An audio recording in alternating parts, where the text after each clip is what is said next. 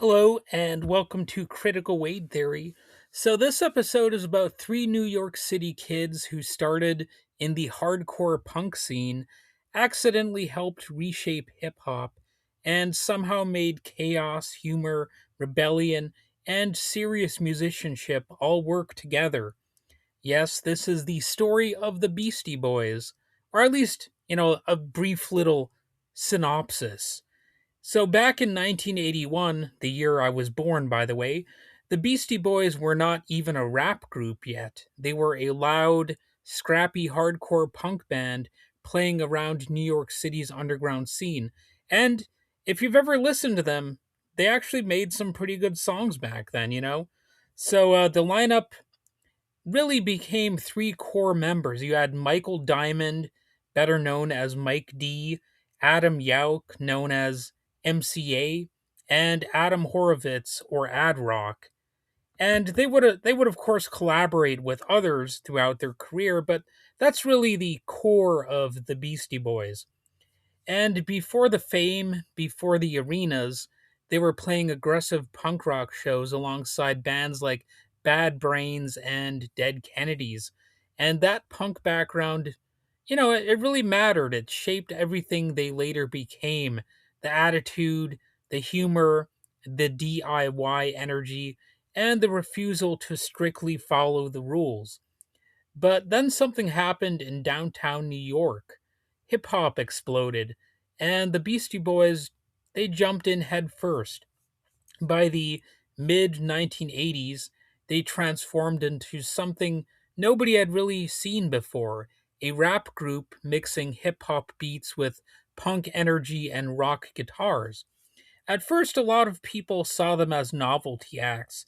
They were loud, funny, reckless, a little bit obnoxious actually. It's like they purposely rapped in a way that might annoy somebody, but it also had a certain kind of charm to it. They were like scrappy uh rappers. And in 1986, their debut album, License to Ill, became a cultural earthquake. It was the first rap album ever to hit number one on the Billboard 200 chart. And suddenly, songs like You Gotta Fight for Your Right to Party and No Sleep Till Brooklyn were everywhere.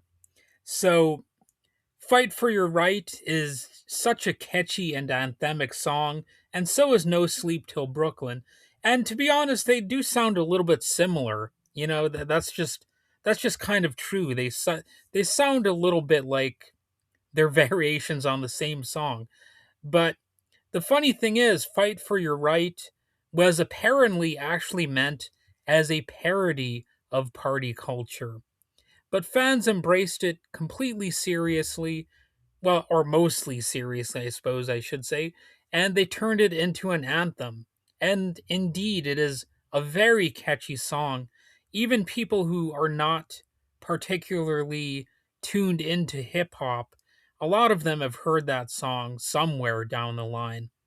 And, that song became part of the Beastie Boys story too: the mix of satire and sincerity. If you listen to that song, you get the sense that even though they are being satirical and they're making fun of party culture, the lyrics do kind of paint a sort of romanticized picture of rebellion at the same time. So it's not really as simple of a song as you might think at first, even though it's definitely kind of a goofball song, but it's definitely also highlighting the appeal of just the rebellious mindset in general, just saying no, we're not going to be bland, and we're going to be party animals or whatever. So I was never a party animal myself, still am not, even in my 40s. I haven't quite tapped into my inner party animal all these years later. But nevertheless, I've always liked that song, even though the band kind of distanced themselves from it over the years.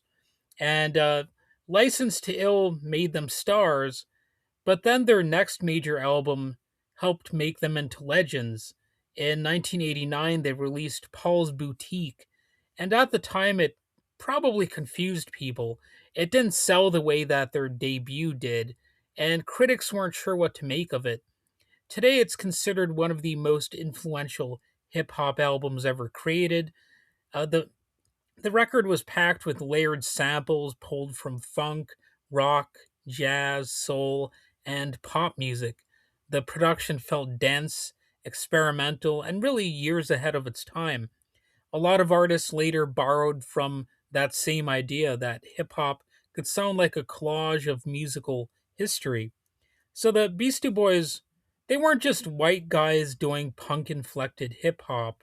They were becoming innovators, people that might be taken a little bit more seriously. And in the 1990s, the group evolved consistently. Albums like Check Your Head and Ill Communication showed how versatile they were. They played instruments themselves, mixed live funk grooves with rap verses, and pulled influences from all over the musical map. And then came one of their most iconic songs, Sabotage. And that's one of those other songs that, a lot of people probably have heard down the line somewhere. The track was explosive, aggressive, almost a punk metal energy to it, but the music video might be even more famous. Directed like a ridiculous 1970s cop show parody, the video became an MTV classic and perfectly captured the band's sense of humor. It looked chaotic on purpose. You got cheap wigs, fake mustaches, exaggerated acting, and just action. It's a fun music video. And the Beastie Boys always understood that music could be fun without losing artistic credibility. And the song does have, somehow, a little bit of a artistic side to it too. Like it's not just a goofy song. I could listen to it with a sense of the novelty that's conveyed by the music video, but I think there's something a little bit to the lyrics as well, and of course that bass line is classic in the song, and it's impossible to talk about the Beastie Boys without talking about their cultural impact. As one of the first massively successful white rap groups, they entered a genre deeply rooted in black culture, which for some was probably a controversial thing. And over time, they became more thoughtful and outspoken about that position, acknowledging hip hop's origins and advocating for respect uh, for that culture. They didn't want to be seen as just appropriators, cultural appropriators. The thing that a lot of people might be worried about. And sure enough, people seem to respect them, and it's because they've always respected the genre they were a part of.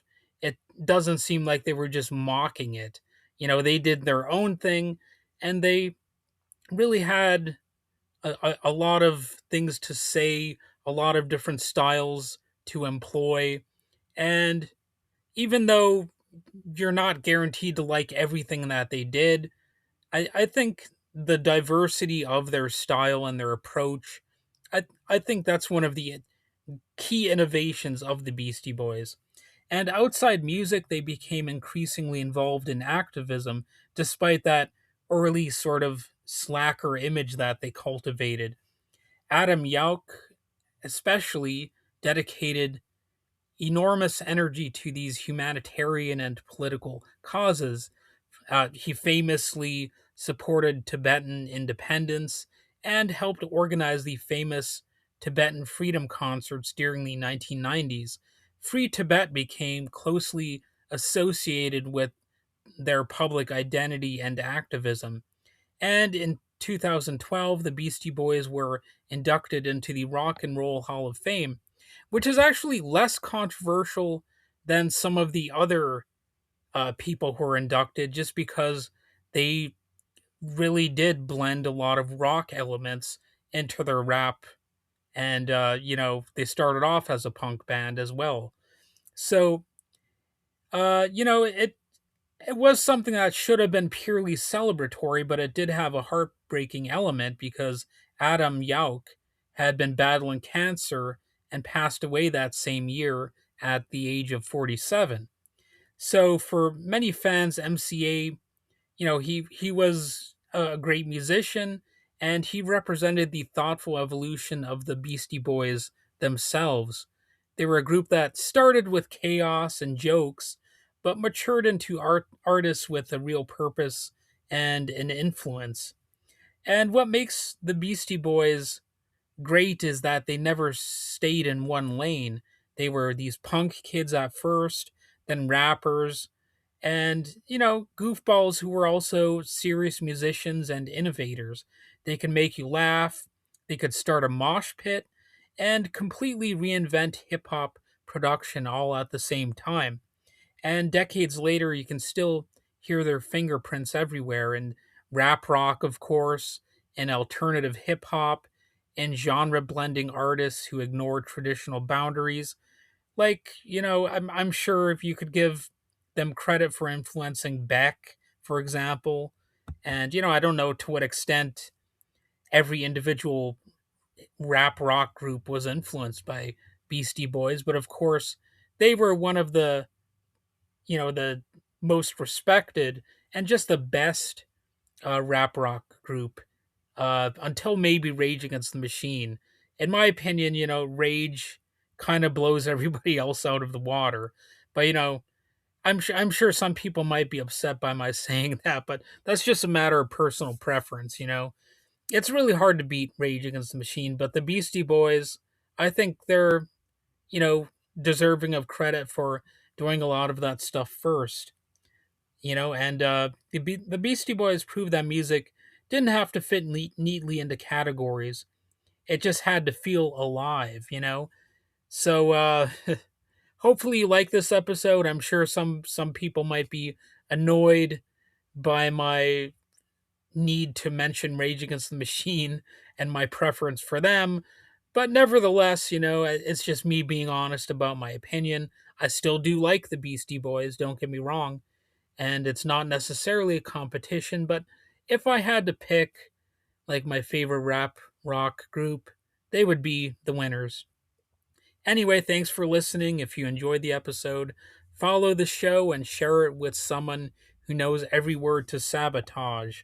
And remember, you gotta fight for your right to party.